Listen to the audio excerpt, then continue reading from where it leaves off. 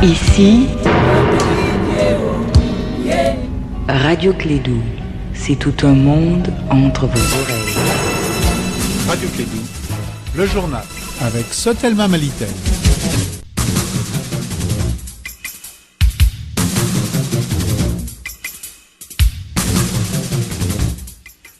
Bonjour à toutes et à tous, il est 13h à Bamako, même heure à Kigali. Bienvenue dans ce journal. Les jeunes de la région de Tombouctou ont pris d'assaut l'aéroport de la ville. Depuis hier, les voies d'accès à la cité mystérieuse des 333 sont inaccessibles. Vous entendrez le maire de la commune urbaine de Tombouctou, Aboubakrim Sissé, dans cette édition.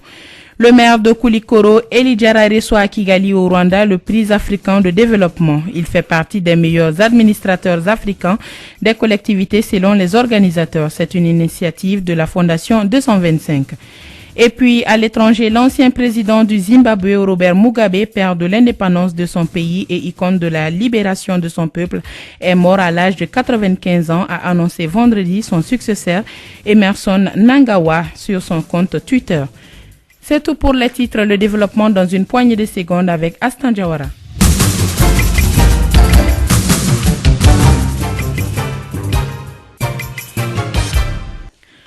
Bonjour à toutes et à tous. Manifestation à Tombouctou, des jeunes manifestants prennent d'assaut l'aéroport de la ville.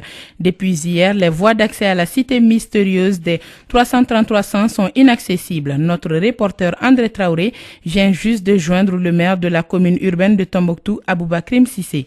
Bon, la négociation, nous ne sommes pas engagés, mais ils sont toujours en train de manifester. Ils ont rencontré le gouverneur qui leur a fait savoir qu'il doit faire des déplacements pour aller à Bamako et voir le Premier ministre par rapport à leurs revendications. Alors maintenant, le gouverneur même devait voyager ce matin, mais puisqu'ils ont pris d'assaut l'aéroport, le gouverneur n'a pas pu accéder à l'aéroport, donc il n'a pas pu voyager parce que le gouverneur également, dans l'après-midi hier, a rencontré les chefs de quartier, les imams, pour leur expliquer la situation et que les entretiens qu'il y a eu avec les manifestants. Toujours est-il que la solution, c'est au niveau de Bamako. Il dit qu'il ne va pas se limiter seulement au téléphone. Il va aller lui-même pour aller rencontrer les autorités dans ce sens-là, pour venir, pour chercher des solutions urgentes au problème. Nous sommes à ce niveau. Bon, maintenant, des propositions ont été faites au gouverneur par les notabilités et les religieux dans ce sens. C'est ce que nous sommes en train d'attendre. Mais bon, les manifestants, ils continuent à manifester. Et sur le même sujet, nous avons joint l'un des responsables de la manifestation, des propos recueillis par André Traoré. Oui, hier soir, nous avons commencé un sit-in à partir de 17h en face de l'aéroport de Tombouctou. Et nous avons dit que si le matin on se réveille et que jusqu'à présent le Premier ministre et le gouvernement ne répondent pas aux questions, nous allons complètement barrer l'accès à l'aéroport. Nul ne rentrera et ne sortira de l'aéroport. Et depuis ce matin, je pense que la population de Tombouctou dans son ensemble sont donné la main pour soutenir le collectif Tombouctou réclame ses droits dans ce sens. Et le blocus, il est vraiment total. Que ce soit ceux qui viennent ou ceux qui veulent rentrer, je pense que l'aménagement serait mieux placé pour dire combien l'aménagement, la barricade et toutes les autres personnes à l'intérieur, même les forces aériennes, combien aujourd'hui le blocus est réellement resté. Alors donc, les négociations sont au point mort avec l'État ou bien il n'y a même pas de négociation? Les négociations avec qui? Avec l'État. Non, l'État nous a jamais appris. L'État est toujours dans le mépris. Parce que nous avons dit que notre interlocuteur, ce n'est plus le gouverneur de Tombouctou. Lui, nous avons dépassé son étape. C'était 3 jours, c'était 24 heures, et l'échéance s'est épuisée. Aujourd'hui, le peuple de Tombouctou, la jeunesse de Tombouctou, ne veut entendre aucune autre voix. Avec une petite exception, celle de M. Boubou Sissé, Premier ministre du Mali, ministre des Finances, et le porte-parole du gouvernement. En dehors de ces personnes, nous ne voulons entendre personne. Aucune autorité morale, religieuse, politique, nous ne voulons entendre personne. Comme je vous le disais, le maire de Koulikoro, Eli Diarra, reçoit à Kigali, au Rwanda, le prix africain de développement. Il fait partie des meilleurs administrateurs africains des collectivités selon les organisateurs.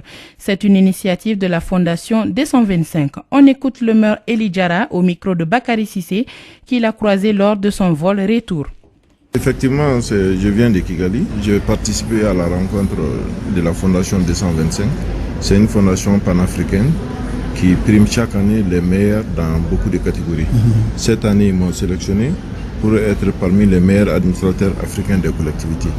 Donc la rencontre, c'était du 30 au 2 à Kigali. Donc j'étais là-bas pour recevoir mon prix. Pour la récompense. La récompense, c'est quoi? C'est un diplôme, c'est de l'argent? Non, c'est pas de l'argent, c'est comme vous voyez, c'est un prix qui vous donne sous forme de médaille, qui vous donne. C'est une médaille qu'on donne à chacun d'entre nous. Mais concrètement, monsieur le maire, qu'est-ce que vous avez fait pour bénéficier de cette médaille-là? Bon, pour bénéficier de cette médaille, moi je ne savais même pas. Ils ont fait des enquêtes autour de ma gestion. Pendant 2 ans, ils sont en train de me suivre de loin. Ils ont des relais à Bamako, un peu partout au Mali. Donc c'est à travers ça qu'ils m'ont envoyé au mois de juillet une lettre m'informant que je suis sélectionné parmi les maires qui doivent être primés cette année et que la rencontre doit se tenir du 30 au 2 août à Kigali. Donc je me suis rendu avec mon secrétaire général pour participer à la rencontre. Bien, en tant que maire maintenant, cette récompense vous réconforte? Ça vous donne quoi? Bon, ça me réconforte, mais ça met la barre un peu haute parce que quand vous êtes primé sur le plan panafricain, ça veut dire que vous ne devez plus reculer. Donc, ce prix, je le dédie à toute la population de Koulikoro, au conseil communal, à mes parents, à tous ceux qui sont, à tous les Maliens en général, quoi. Depuis 6 mois, Denis B. Henkis, l'ambassadeur des États-Unis, est dans la capitale malienne. Hier jeudi, il a visité les locaux de la Maison de la Presse pour se faire une idée des difficultés, du niveau et des acquis des journalistes. Écoutons Alexis Kalambri, vice-président de la Maison de la Presse. Il s'exprime au micro d'Emma Fifame Nounaou. L'objectif, c'était de savoir quelles sont les attentes de la presse par rapport aux États-Unis et quelles sont les possibilités de coopération. Donc, au niveau de la Maison de la Presse, puisque nous avons élaboré un programme triennal qui comprend volet formation, mais qui comprend également les volets renforcement des institutions et renforcement de l'entrepreneuriat de presse. Nous lui avons parlé de ce programme triennal et nous lui avons promis de lui remettre la copie prochainement. Certes, il n'a pas pris d'engagement, mais il a promis de voir le document et de voir qu'est-ce qu'on peut faire ensemble. La prochaine étape, c'est de voir comment nous pouvons sérieusement collaborer, surtout pour le bien de la presse malienne.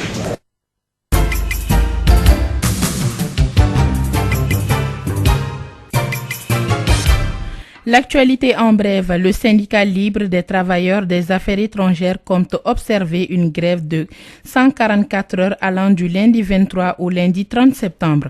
Le syndicat affirme n'avoir eu aucune avancée dans la satisfaction de ses doléances. Selon nos confrères de Maliweb, il a déposé un préavis de grève sur la table du ministre du Dialogue social, du Travail, de la Fonction publique en date du mercredi 4 septembre. Le syndicat libre des travailleurs des affaires étrangères, après avoir observé une grève de 120 heures en août, du lundi 26 au vendredi 30 août, le bureau central du SILTAI prévoit cette fois-ci d'observer une grève de 144 heures allant du lundi 23 au lundi 30 septembre. Le président de la République, chef de l'État Ibrahim Boubacar Keïta, a procédé hier jeudi à la décoration de 11 hauts dignitaires du Mali, dont une femme, pour reconnaissance de services rendus à la patrie. 10 parmi eux ont reçu chacun du grand maître des ordres nationaux, l'insigne de la médaille de grand officier de l'ordre national du Mali, la plus haute distinction nationale, et la seule femme récipiendaire a reçu l'insigne de la médaille de commandeur de l'ordre national du Mali.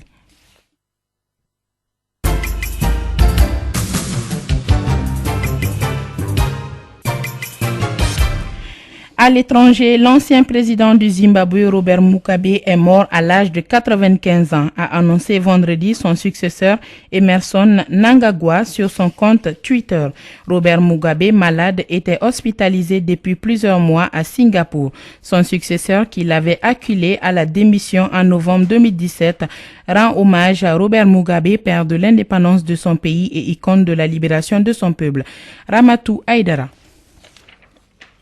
Robert Gabriel Mugabe naît le 21 février 1924 à Kutama, à 80 km au nord-ouest d'Harare en Rhodésie du Sud, une colonie britannique. Il n'a que 10 ans lorsque son père disparaît en abandonnant sa famille. Celle-ci vit alors dans une mission catholique où le jeune Mugabe poursuit sa scolarité avant d'aller au collège de Kutama avec l'objectif de devenir enseignant. Il part ensuite en Afrique du Sud pour étudier l'anglais et l'histoire. Il y rencontre plusieurs personnalités du nationalisme africain qui, quelques années plus tard, dirigeront leur pays, tels Julius Nyerere, qui présidera la Tanzanie. Il enseigne ensuite au Ghana, qui devient la première colonie d'Afrique indépendante en 1957, puis rentre en Rhodésie du Sud en 1960. Il est alors imprégné par l'idéologie marxiste et le nationalisme africain. En 1963, il crée son propre parti Union nationale du Zimbabwe, issu de l'Union du peuple africain de Zimbabwe de Joshua Nkomo. Ces mouvements sont favorables à l'indépendance de la Rhodésie pour se libérer du pouvoir des colons britanniques blancs minoritaires. En 1964, Robert Mugabe est emprisonné avec d'autres activistes pour ses propos critiques à l'égard du régime. Durant son incarcération, il passe des diplômes par correspondance, notamment en économie et en droit. Robert Gabriel Mugabe a dirigé Zimbabwe de 1980 à 2017. Restons à l'étranger. Ce vendredi après-midi, 30 ans, Jean-Paul II, le pape François, foulera la terre malgache. Semeur de paix et d'expérience, voilà le message choisi pour cette visite historique de 5 jours. Si Madagascar a été choisi par le Saint-Siège, c'est parce que le pays correspond aux grands enjeux de la pastorale que le pape souhaite mettre en place au niveau international. Il s'agit d'une pastorale tournée vers les questions de justice sociale, de paix et d'écologie. France, 7 personnes dont l'actuel maire de Corbeil-Essonnes renvoyées en correctionnel pour des soupçons d'achat de vote. Corbeil-Essonnes est l'ancien chef électoral de l'industrie Serge Dassault. Il avait été mis en examen dans cette même affaire, même étant décédé en 2018 à l'âge de 93 ans. L'action publique est éteinte à son encontre. Et pour terminer, l'ouragan Dorian a été rétrogradé en catégorie 1 tôt vendredi alors que se rapprochait de la côte de la Caroline du Nord aux États-Unis. On annonçait les services météorologiques américains. Selon le dernier bulletin du Centre national des ouragans, les vents de l'ouragan soufflaient à environ 150 km par heure. Un lent affaiblissement est attendu durant les prochains jours. Toutefois, Dorian devrait rester un ouragan puissant au fur et à mesure que son centre se déplace près du long de la côte de Caroline du Nord.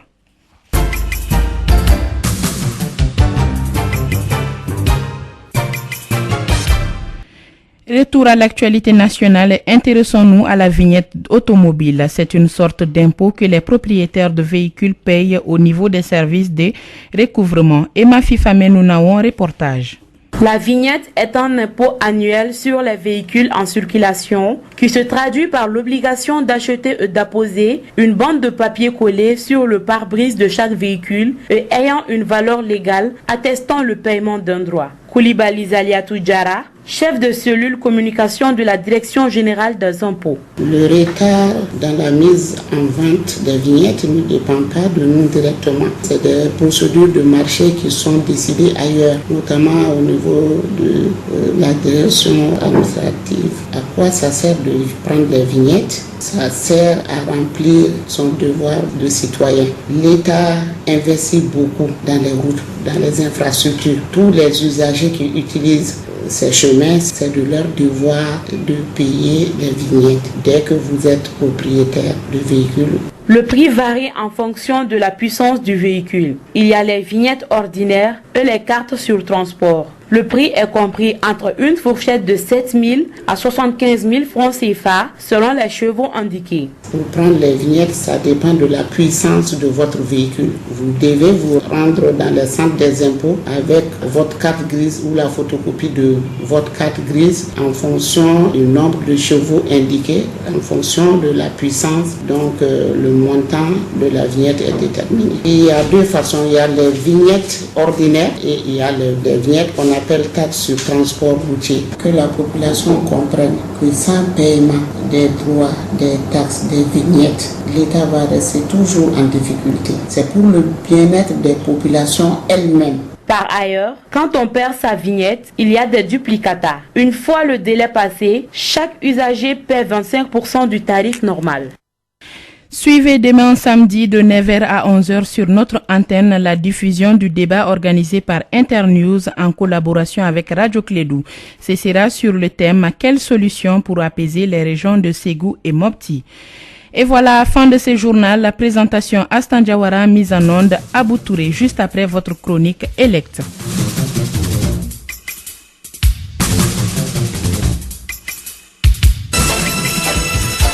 Radio Clédou, le journal avec Sotelma Malitel.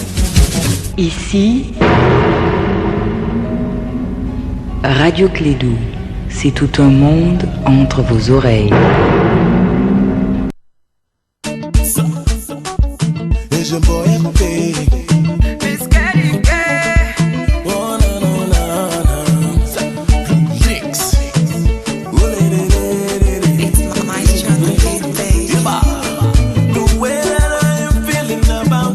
Ici, Radio Clédou, c'est tout un monde entre vos oreilles. Bienvenue dans votre chronique Elect. Elect donne la parole aux femmes et aux jeunes sur des questions qui les concernent. Aujourd'hui, elle commence avec Loda Koulibaly, chargée de communication du réseau des jeunes femmes leaders des partis politiques et des organisations de la société civile. Bonjour Elect. Bonjour à tous et à toutes. Le Mali a voté des lois et signé des conventions qui prônent l'égalité des chances et l'égalité entre les citoyens. Cela n'est pas respecté dans la pratique, notamment en ce qui concerne la participation à la vie politique. Comment Loda Koulibaly explique-t-elle cela? Tout d'abord, c'est dû à la mauvaise gouvernance dans la gestion des services publics, dit Loda Koulibaly. Les citoyens n'ont pas également accès à la bonne information sur la gestion de ces services publics. Mais aussi et surtout, elle souligne le manque de citoyenneté qui est en train de se développer dans notre pays, ce qui fait que beaucoup de citoyens ne s'impliquent pas volontairement dans la vie publique. Aussi, certaines personnes pensent que les femmes n'ont pas de rôle à jouer dans la gestion publique. Or, elles représentent plus de la moitié de la population et le pays a besoin de tous ces fils et filles pour le développement qu'ils cherchent. Donc, l'implication des filles, tous, doit être obligatoire. Qu'est-ce qui fait que les femmes n'arrivent pas à être nombreuses dans les instances de prise de décision électes? Selon mon interlocutrice, cette question a sa réponse sur plusieurs points, car depuis l'enfance, les petits garçons et la petite fille dans notre société n'ont pas les mêmes chances. Plusieurs garçons sont inscrits à l'école par rapport aux filles. Et lorsque ces filles sont inscrites à l'école, rares sont celles qui parviennent à terminer le cursus scolaire, ce qui manifeste le plus souvent le bas niveau de plusieurs jeunes filles et femmes. À ce niveau, elles ne répondront plus aux multiples critères définis pour accéder à certains postes de prise de décision. En plus, certains hommes pensent que les femmes n'ont pas de rôle à jouer au niveau décisionnel. Et celles qui parviennent à accéder à ces postes sont souvent confrontées à de nombreuses difficultés, comme des harcèlements, des intimidations, l'intolérance des belles familles lorsque la femme est mariée, dit Loda Koulibaly. Alors, que faut-il faire pour que les femmes puissent accéder à ces instances de prise de décision? Pour Loda Koulibaly, il faut plus de sensibilisation sur l'implication effective de la femme et des jeunes pour accéder à ces postes de prise de décision. Renforcer davantage les capacités des femmes dans leurs domaines respectifs, inscrire et maintenir les filles à l'école afin qu'elles puissent atteindre les niveaux supérieurs, réduire les mariages précoces, soutenir et accompagner les filles dans leur vision, renforcer l'éducation familiale du côté des filles, À la fin, je ne dirais pas de donner une chance aux femmes, mais de ne pas leur refuser leur chance parce qu'elles sont femmes. Nous dit Boda Coulibaly. Merci Elect et bonne journée. Merci Afan, bonne journée. Ici, Radio Clédou, c'est tout